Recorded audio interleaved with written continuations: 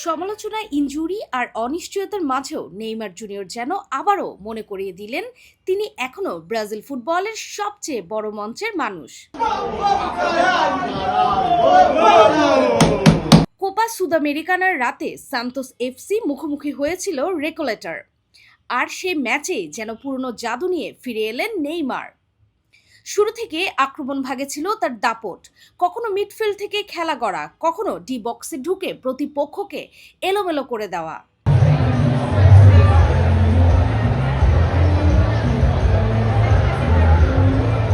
এরপর ৪১ মিনিটে এলো সেই প্রতীক্ষিত মুহূর্ত।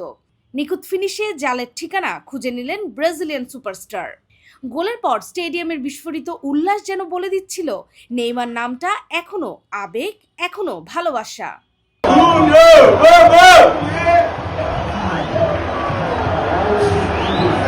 যদিও ম্যাচ শেষে জয় নিয়ে মাঠ ছাড়তে পারেনি সান্তোস, ম্যাচটা শেষ হয়েছে ১-১ গোলের ড্র দিয়ে।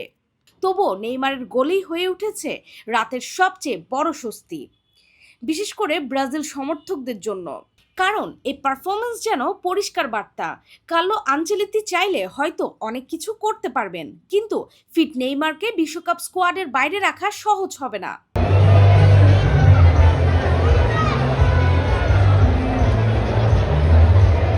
স্টেডিয়ামের পুরো পরিবেশও ঘুরছিল তাকে ঘিরে। নেইমার খেলবেন বলেই টিকিটের দাম পৌঁছে গিয়েছিল আকাশচুম্বী পর্যায়ে।